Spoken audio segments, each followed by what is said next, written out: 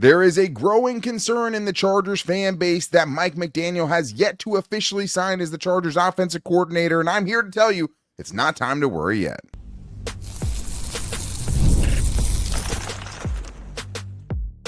You are Locked On Chargers, your daily podcast on the Los Angeles Chargers. Part of the Locked On Podcast Network, your team every day.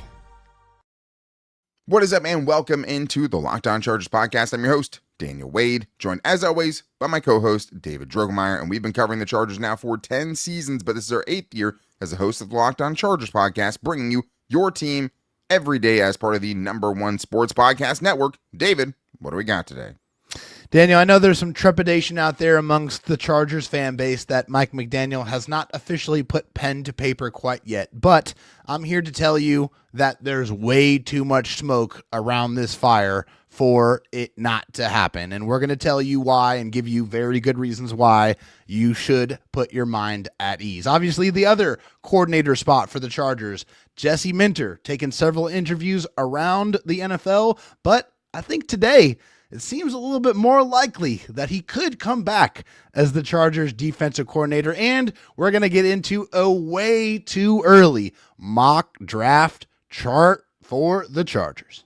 Very clear so far that the experts think the Chargers are going in the trenches, but it is crossover Thursday and it's presented by Prize Picks. Download the Prize Picks app today and use the code LOCKEDONNFL to get $50 in lineups after you play your first $5 lineup. It could be next year, this week, we'll be maybe doing, a crossover heading into the championship weekend. But for now, we stick with the biggest news. And I mean, we've talked on, social media about a couple of different things today. It was very clear in the Chargers fan base that anything I put out there was going to be responded with, yeah, but have they signed Mike McDaniel yet? And I think that is for good reason. And I understand it. And there's, I think, a reason why all of the experts who had the news and people who reported it yesterday we're hedging it, right, a little bit by saying if no other head coach jobs pop up, then Jesse Minter will be the offensive coordinator for the Chargers. So I think there's always going to be a little part until the deal is signed that you're going to have to be like, but it isn't quite signed yet.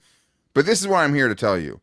It's almost certainly going to happen, especially because the two jobs that reportedly have been left open, the Raiders job and also the Ravens job, he might not even be a finalist for, and I don't think is a finalist for either of those jobs. And that's the reason I'm able to at least sleep a little bit easier right now, knowing that it will likely be Mike McDaniel, even if it hasn't been made official yet. Yeah, and like I said before, I just think that there's way too many people out there that are saying the same thing, that he is going to be the offensive coordinator for the Chargers, including this from Albert Breer. He put out, one of his mailbags, question answer mailbag situations. Somebody asked him, is Mike McDaniel still interviewing with the Chargers or did he leave already? Albert Breer said he left, but he's coming back as the team's offensive coordinator. And that's said with a level of certainty that makes you feel a lot more comfortable that he knows that this is a done deal. And I understand it, right? Until that pen gets to paper or that signature gets added to the DocuSign on the contract, there's going to be some people out there that think that something of the chargering nature is going to happen and he's going to pull out and he's going to go somewhere else. He is a McDaniel, not a McDaniels. So I don't think he's going to be jumping around and agreeing to something and then pulling out of it. So I feel very confident just with everything that we know now, with what the jobs are looking like, with the preferences of the teams that are out there, with the jobs that are available. I think, and I can feel very confident, 99.9% sure that Mike McDaniel will be the offensive coordinator for the Chargers in 2026. And so this is the reason why we feel so confident, right? Like the one great job that's available right now that's undoubted is the Ravens. That could be available for Mike McDaniel. He has interviewed for it. The Bills haven't scheduled anything with Mike McDaniel at this point. And a lot of people think that they're not even considering him really as an option, potentially because he's already had what he's had with the Chargers. But according to Jeff Zerbiak, who covers the Ravens for The Athletic, the finalists as of right now for the Ravens are Jesse Minter, Anthony Weaver, and Joe Brady. None of those say Mike McDaniel, right? So I don't even know if we'll see him get another interview.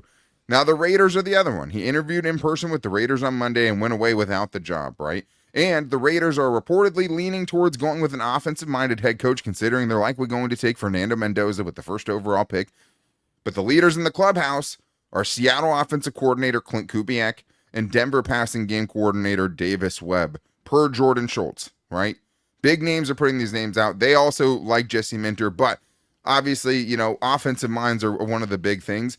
And I think the other thing is just not knowing who Jesse Minter's offensive coordinator is going to be. And we'll talk about that in the Jesse Minter part of it. But I think part of the reason this whole thing has been slowed down is because there are still teams in the playoffs with highly coveted coaches that these other teams haven't had a chance to sign yet.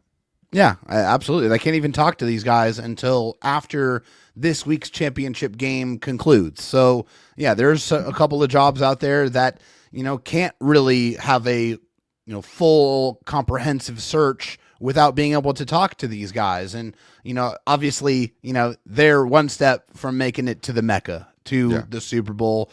So, this is something we see every single year in and year out. Coaches, coordinators from these winning teams are always going to get poached. It's just, it's what happens in the NFL. So I think that I feel pretty confident that one or both of these guys are going to find themselves at the head of an NFL franchise here in the very, very near future. But those conversations can't even take place until Monday. Yeah, and I think the unusual thing maybe is that, like, a lot of times in years past, like, teams just get too impatient, right? Like, they don't want to have to wait until after the team potentially wins the Super Bowl, and it has screwed teams in the Super Bowl before. But I think we've seen kind of a more of a willingness by these teams to wait. Look at last year with someone like a Kellen Moore after, he ends up basically knowing he's going to get the Saints job going into the Super Bowl. They win the Super Bowl. He gets the Saints job. So I think that's the thing that might be slowing this process down. But, like, I don't necessarily think we're going to have to wait to see who the Ravens pick before we know that Mike McDaniel will sign as the Chargers offensive coordinator officially, or if we'll have to wait until the end of the Raiders search. Like, I think, it's probably a lot going on behind the scenes.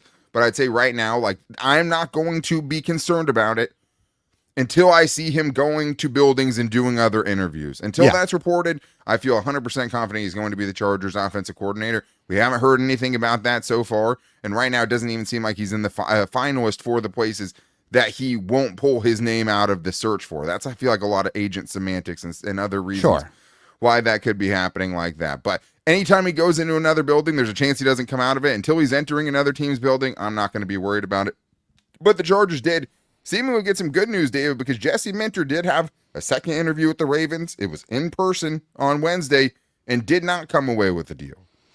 And I think all of us around, who cover the Chargers and Chargers fans thought, this is the obvious fit. The connection's there. You coached there before. Like, this was a done deal. As soon as he interviews, he's going to get the job. But that wasn't the case. He did the interview, and they posted the Jesse Minter has conducted and completed his second in-person interview with the Ravens. And usually what that means is, that they haven't made that decision. I mean, if they were going to make him the head coach, they would have done it right then and there. And so maybe Jesse Minter could come back and form a super coordinator team with Mike McDaniel covering the offense and Jesse Minter coming back for another year to dominate on the defensive side. Man, that would be the absolute dream. And if that happens, Super Bowl, baby, let's go. It's already at SoFi. Let's go ahead and be one of those that is going to be participating in the big game.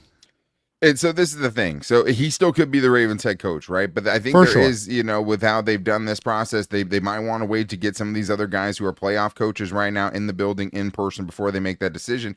But if they wanted to go offensive mind, the reason I wasn't concerned about Mike McDaniel leaving is Diana Rossini had her latest report, which was that the Ravens players, including Lamar Jackson, who has sat in on some of these offensive coordinator / head coach interviews, really likes Cliff Kingsbury. And the players want Cliff Kingsbury as the offensive coordinator, which wouldn't make sense under Mike McDaniel.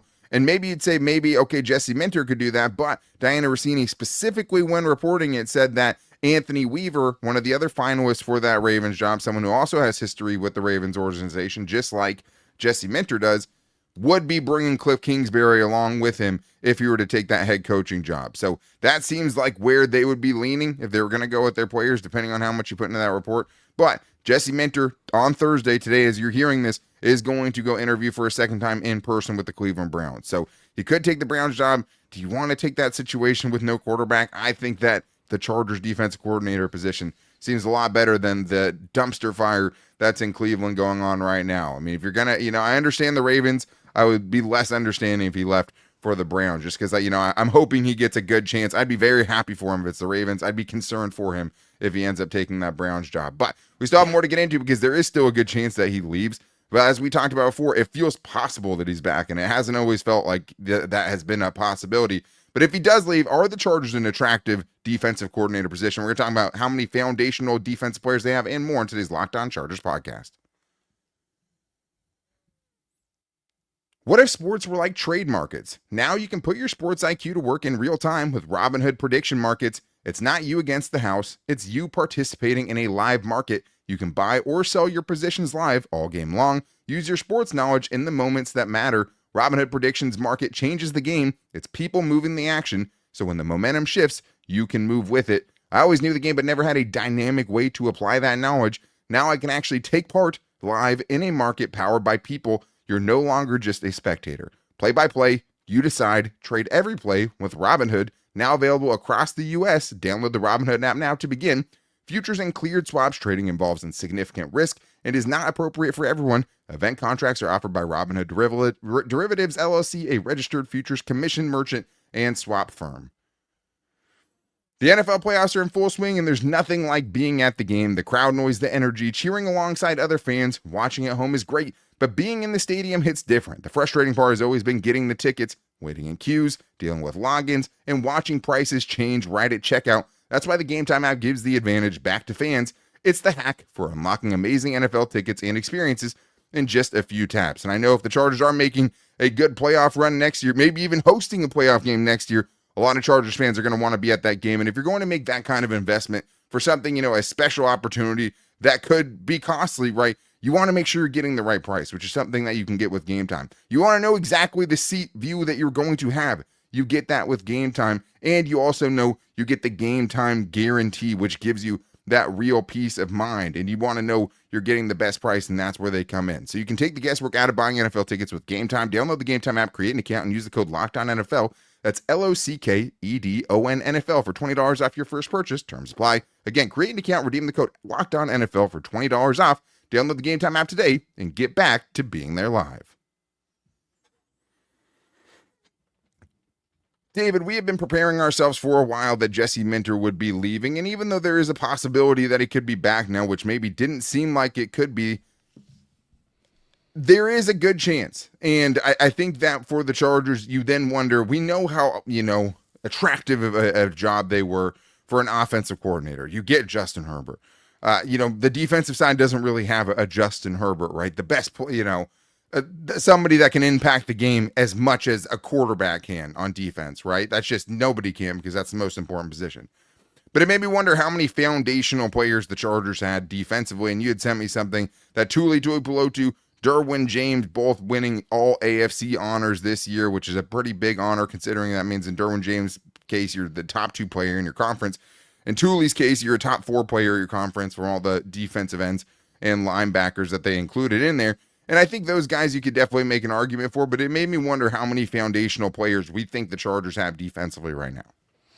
Yeah, I think looking at it, obviously Derwin and Tuli we talked about. I would like to add Deion Henley to that in the middle. I know he had a little bit of a down year, but I know he also had a lot of stuff going on outside with his family situation and everything that was going on with there, but still put up over 100 tackles, had 5 tackles for loss, 5 passes defense, a couple of interceptions, 3.5 sacks, and he only allowed 1 touchdown on the season. So yeah, it was a bit of a down year for him, but I still am very bullish on Deion Henley and his future.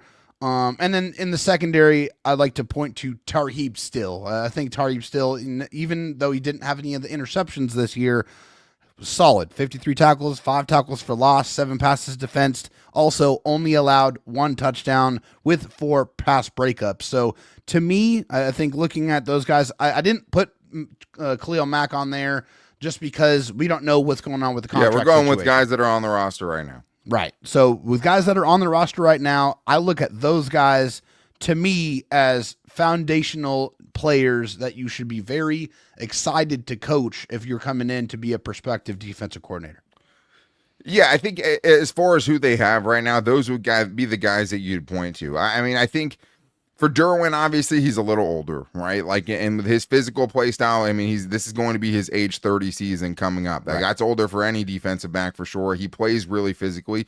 Now he's also, coming off tying his career high in interceptions, and there wasn't a noticeable drop off. But his cap hit's going to be gigantic. I still think, yes, foundational player for this defense, because he's going to be for at least probably the next couple of years. Maybe they even add on a year to try to limit some of that cap hit or get rid of some of it. Yeah. But I don't mind putting him in there. I think Tooley showed this year that he is that, right? He's 10th in pressures in the league, 13 sacks, which is 6th in the league. We know he's a super physical run defender. He should be a part of the future. Deion Henley is the toughest one because obviously we thought he was going to take that next step into stardom. He didn't do it unequivocally, right? I love Deion Henley. I'm bullish on him as a player. I think you could sell some defensive coordinators potentially that he's a foundational player, but I don't think, this year he was further away from the first team All-Pro than he was even the year before when he started, in his first year under Jesse Minter. So I still think very, very good player. I don't think I'd put him into just like kind of young, good players that you could work with. Yeah, but I do think he's right there. He's very borderline for me. I also think Odafe Owe, right? Like, if they can re-sign him, becomes another one of those guys, right? Like, assuming that you get him back on a multi-year deal, he becomes one of those guys, and he showed it this year with, double-digit sacks just since he joined the Chargers, including the playoff game, obviously. And he's also a first-round pick with another double-digit sack year on his resume. So people already, have that first-round bias kind of in it. Makes me wonder what it's going to cost, though, right? And I wonder if they're going to extend Julie this offseason. Do they want to see him one more year? Will they get the deal done with Odafe Owe, who should be absolutely their number one priority free agent to bring back? Could he try to follow Jesse Minter if he leaves, right? All these things you have to take into account. But, yeah, I think if you he wants to be in L.A. He said he wants to be in L.A., so we'll see if they'll make that deal happen. Everyone says it, right? Like that. It's hard to take anyone's word. Money talks. And whoever pays him the most is probably going to get him at the end of the day. The Chargers have the cap space to do it. But as we saw last year, if they mess around like they did with Poona Ford, he could be taking a better deal somewhere else. But they traded the 5th-round pick for him. You have to think that they're going to try to get that done because that also alleviates a ton of the pressure of what you have to add to that room this offseason as well, considering you don't know what's going to happen with Khalil Mack at that point. But as much as, all those guys, the few foundational players, there are still a bunch of young players that I think fit into just kind of young players to be excited about for potential defensive coordinators. I put Cam Hart and Tarheeb Still both in this. Again, I think both of them are very good players. I just don't know if you've seen enough to just say, okay, these are undoubtable foundational players that you can build your defense around. I don't think we've seen that from them yet. Both young, good players on rookie contracts. Justin Aboigbe I'd put in that camp. Jamari Caldwell I'd put in that camp. RJ Mickens I'd put in that camp. I think so. As much as, hey, there's foundational players, but there's also a lot of good young players in the mix as well on rookie contracts and being cheap. And I think obviously you look at it and say, hey, one more solid draft class and you hit on a couple more free agents, which you've been really good on that side of the ball. Now you have a very good, very young, pretty deep defense. Yeah, no question. And I'm like, hey, Dan, leave some stuff for me. Obviously, I have all these same guys on this list. But it's nice to have guys that at pretty much every level of the defense that you look at their play and you're like, man, I can see why this guy has a bright future. Like RJ Mickens is a guy that a lot of us were writing off, and all he did was play really good football whenever he was in there. Got his hands on a couple of footballs, was very, very good as a last line of defense type of defender. He has a bright future. I mean, the Chargers' ability to find these defensive players, especially defensive backs, late in the draft under the Joe Ortiz regime is unbelievable. I mean, that hit rate is as high as it possibly could be. Also, I'll throw Troy Dye. He's not a young player per se, but he's a solid quality player. If they're able to bring him back, I believe he's a free agent as well. But I like the way he plays. Justin Aboigbe came out of nowhere. I mean, for him to come back and have 6+ sacks in his year 2 seasons, basically redshirt freshman season, he went crazy and really, really excited for him. Really happy for the season that he put together. But yeah, a lot of some solid, really good core defensive players with a lot of up and coming young players that you could feel really good about. Also, Jamari Caldwell, really loved what he did a lot of the dirty work. Obviously, never going to get a lot of credit for that, but you saw flashes of what he is capable of doing and can very easily envision him getting even better. Absolutely. Hopefully adding some to his kind of pass rush arsenal for sure. I mean, it's a place where he could definitely improve a lot, but I think he's super solid, right? I mean, a lot of very solid young players. Even Marlo Wax enters that conversation. Yeah, I like Marlo Wax. There's a lot of guys you could kind of throw in there and be like, hey, there's a lot to work with. And, the crazy thing is they're not even really putting a bunch of resources into the defensive side. And we're getting to the first mock draft tracker of the season. And a lot of it is based around the trenches, and maybe for the first time in a long time, the Chargers could go defense in round one. We're getting into all that and more in today's Locked On Chargers podcast. If you've ever hired someone who looked good on paper but wasn't the right fit, you know how important that is. When you want candidates who truly match what you're looking for, trust Indeed sponsored jobs. Hiring Indeed is all that you need. If I needed to hire someone for this show, for example, I would go to Indeed. The Chargers, I think, probably went to Indeed to realize that Mike McDaniel is the right fit for their job. But instead of struggling to get your job post seen, Indeed Sponsored Job helps your listing stand out and reach quality candidates faster. Sponsored Jobs boost your post to the people who are the best match for your role, and that makes a real difference because according to Indeed data, sponsored jobs posted directly on Indeed are 90% more likely to report a hire than non-sponsored jobs. And listeners of this show get a $75 sponsored job credit to help give your job the premium placement it deserves at Indeed.com/LockedOnNFL. Just go to Indeed.com/LockedOnNFL right now to support the show by saying you heard about it or heard about Indeed on this podcast. Terms and conditions apply. Hiring, do it the right way with Indeed. Tax season doesn't have to take over your life. This year, TurboTax is making it easier than ever to just hand things off and move on with your day. With TurboTax full service, you can have your taxes done for you by a trusted local expert, start to finish, without the stress or the guesswork. Instead of spending hours trying to figure out forms, you can meet with a local TurboTax expert in person or connect online. They'll handle everything from W-2s to self-employed forms and work to get you every deduction you can. You can upload your documents, go about your day, and you get the updates right in the TurboTax app. It's a huge time saver and gives real peace of mind knowing an expert is handling it. For a limited time, you can have your taxes done by a local TurboTax expert for just $150 all in if a TurboTax expert didn't file for you last year. Just file by February 28th. Take taxes off your plate and get back to your life. Visit TurboTax.com/local to book your appointment today. David, we still have more to get into here because one thing that's been kind of put on the back burner with the kind of frenzied nature of the Chargers offseason so far is that it's the offseason, which means, free agency is going to come up at some point, and most importantly, the draft. And I think with Joe Ortiz, you obviously get very excited for the draft because of how good the draft has been.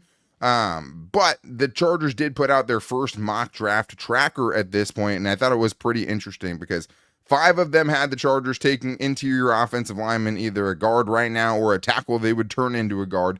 6 of them had the Chargers going defensive tackle, adding to the trenches, which they haven't done in a long time. And then the rest of them were kind of scattered, but were more defensive minded. But I think no surprise, David, that they're, 5, every person that went offense for the Chargers in the first round in this mock draft tracker picked the Chargers to go interior offensive line. And even though, they've taken 3 offensive linemen in the first round, the last 5 drafts that they've been in, it still seems like a very, very real option for them to do again in 2026. Sure does, because they have, as we're looking at it, 3 spots on the offensive line that they absolutely have to upgrade and replace on. And not even just that, but they need to add depth to this team as well. Like, there's not a lot of guys on this Chargers offensive line that you look at and say, I can really work with this. This is something that I can develop and I can improve upon. Like, there's just not a lot there. So they absolutely need to improve the talent on the offensive line. We all know that. Everybody knows that. The Chargers have to do it at some point, in some way, in multiple forms and fashions, including free agency and the draft. Now, how far up in the draft do they target that? Do they go offensive line again? Possibly, but you brought something up to me that I was astounded by, is they haven't gone defense in a very, very long time. Yeah, they haven't. And I mean, 3 of the 5 that picked the Chargers to go in round 1 is the Penn State guard, which if I say his name right now, it's going to embarrass me. So I'll wait till I get a little bit deeper into the film because I haven't actually heard it said yet, especially with how bad Penn State was this year. Olai Bavega Ione, that's how I would say it. But he's, pretty clearly the top guard option. Yeah. The other people have them going with Caden Proctor, who's the tackle from Alabama. That they would move inside, which obviously I have my reservations because of the Yeah, number of times DJ they've done that. Fluker kind of brings. DJ Fluker, Jamari Sawyer, Branson Taylor, you name it. Forrest Lamp. How about we just get guys at the Brendan position that Hymas. they played? How about that? Yeah, could do that, I guess. But the Chargers didn't pick up the 5th-year option on Zion Johnson. They technically have their center and right guard back in 2026, but no one actually thinks they're going to be back with Bradley Bozeman and obviously Mekhi Becton with how those seasons ended up going this year. So it's not, technically a super valuable position. Like if you take an interior offensive lineman in the first round, you better reassure. A little bit different when you're picking at 22 because you're towards the end of the first round. At the same time, though, there is a real chance they do that for the 4th time in 6 seasons. They end up going offensive. That's about when they took Zion. I believe it was around the same pick, right? I think. Okay, it was around 17. Yeah.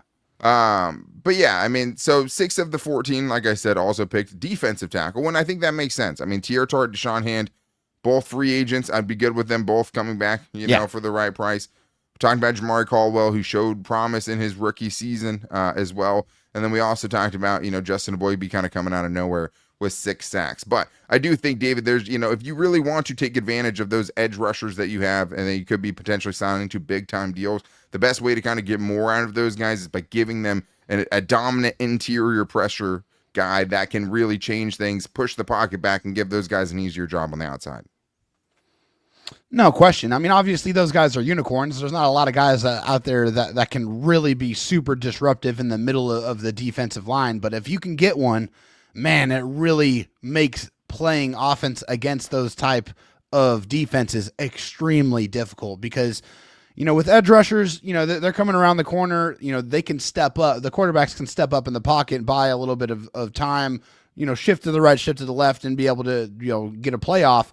You got pressure in your face. Like, it's a lot more difficult to get out of those situations when you have the pocket kind of just, collapsing around you. That's what those interior defensive line guys, those pass rush specialists on the interior can do for you. And when you already have a couple of really good edge rushers, the only thing that can make that even better is getting even more push in the middle. It's a very devastating and very scary situation for an opposing offensive line to have to go up against.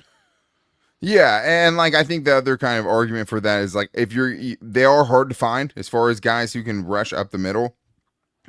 Harder to find those guys later than it would be to find a serviceable guard later, right? Agreed. Or a serviceable, center later on. It doesn't feel like there's a center in this class that would be, good enough for the Chargers to take in round 1, unfortunately. So I think that's the other argument for it. It's if you're going to do that, you would probably have to use your 1st-round pick on it. And it's for as much as I like Justin Eboigbe, as much as I like Jamari Caldwell, even Tierra Tart, none of those guys are known for their pass rush prowess. It's just not what their games are. Jamari Caldwell was great as a rookie. He was the number 1 graded rookie interior defensive lineman and run defense, according to Pro Football Focus. Hard to do better than that. 3rd highest graded PFF grade overall defensively, but only 14 pressures and 1 sack and 267 pass rushing snaps. Justin Eboigbe coming off a career season, 6 sacks, 11th in the league amongst interior defensive linemen, which is great, but also only had 22 pressures. For anyone that had at least 200 snaps, he was 62nd out of 97 interior defensive linemen in pass rush win percentage. So it wasn't consistent, right? He had a couple kind of flashy games, but it wasn't what you're looking for. Yeah, when he was getting there, he was getting the quarterback on the ground pretty consistently. High finish rate. If he wasn't getting there, he wasn't getting anything. Yeah, and he did definitely leave a couple, on the table too, which is crazy. But yeah, it wasn't consistently getting that kind of pressure that you need, on the interior, especially if you want to spend a 1st-round pick on it. So it'll be interesting though, David, because 9 of those 14 people picked the Chargers to go defense. And when I ended up looking it up, the Chargers really haven't drafted a defensive player since they took Jerry Tillery at the end of the 1st round in the 2019 draft. Well, if I was the Chargers general manager, I probably would have waited several years after Jerry Tillery to pick a defensive player never defense again. Okay, so I don't blame them. Obviously, all jokes aside, this definitely seems like and feels like a draft where you could easily see the Chargers go defense or offense. It's really kind of ambiguous here with, when you look at this roster, I feel like there's a lot to like. I mean, up and down, there are players at most positions where you feel pretty comfortable about, but you can never have enough good players, no matter where they are, what positions they play, of course, unless it's quarterback, which the Chargers already have that figured out. Or the interior of the offensive line, because obviously that's a gigantic need. Right? As we've all said, and it will continue to be until they address it for sure. But this year in particular, I think we could very well see a premier defensive player taken. And I think there's a very high likelihood we could see a trade back, right? The Chargers only have 5 picks. They don't have a 5th-round pick in the upcoming draft class. They don't have their 7th-round pick. So with limited resources, I still expect them to trade back, especially, if you're going to take kind of a less valuable position there. You're not going to take quarterback. You're not going to take running back. Maybe, a crazy wide receiver falls to you, and then you have to make a decision, but that seems unlikely at this point. But either way, the Chargers in the last 2 draft classes have spent both of their first 2 picks on offensive players under the Jim Harbaugh era or regime, right? They took, Joe Walt, obviously, and Ladd McConkey. And then last year they took Omarion Hampton and Trey Harris. So very good chance that they're not doing that again this season and decide to pour some resources into the defensive side. And they tried to give Greg Roman all the help they could in the draft. It just didn't work out for them. But I'd say, high likelihood, especially because the interior offensive lineman, it feels like in the first round, there's either a guy there that deserves to be picked there and you're confident he can be kind of like top 10 in his position. Reaching. Or you're going to go a different direction and address it later. And we'll see, after free agency, obviously, what that looks like too. But I'd also say, if Khalil Mack doesn't come back, or even if just Khalil Mack comes back and Odafe Oweh doesn't come back, then edge jumps to the very tippy top of this. I mean, only one of the 14 people that did this picked the Chargers to take an edge rusher. I think that's a lot of, assuming one of those guys or both of those guys are going to be back in the fold. If they're not, right, the Chargers very, very likely to take an edge rusher in round 1 to be, the guy across from Tuli Tuipulotu long term. But that's going to wrap things up for today's show. The good news is we are the only daily Chargers podcast out there, and we will be back with you with the latest Mike McDaniel news if he officially signs, with the latest Jesse Minter news if he decides to take a job today as things are unfolding. But we'll be back here tomorrow with the latest, and also letting you guys be a part of the show because at least some portion of it will be a Fan Mail Friday episode. So you can hit us up at Locked On LAC for that on Twitter. You can hit us up at Locked On Chargers on Instagram and our Locked On Chargers Facebook page. You can also make sure to never miss the show by subscribing or following for free on the Locked On Chargers YouTube channel and listening wherever you get your podcast from. And if you want an ad-free version of the podcast audio-wise, you can do that now with the Locked On Everydayer Club, $5 a month. And you get no ads in the audio version of this show and get access to the Locked On Chargers official Discord channel, which, as things and the rumors keep swirling, will probably be a little bit more lively just because everything that's going on right now. So if you want to be a part of that, you absolutely can. You can find it in the show notes. And if you just want what you have right now, the good news is none of that is ever going to change. But if you guys want to call and get your voice on the show, you can do that at 323-524-7924 and leave us your 30-second Chargers voicemail for tomorrow's fan mail show as well. But man, I'm still going to be refreshing my phone every 2 seconds trying to figure out the latest on Jesse Minter and Mike McDaniel. And if everything comes out, we'll be back right here with you guys to talk about it tomorrow. But until then, take it easy and go Bolts.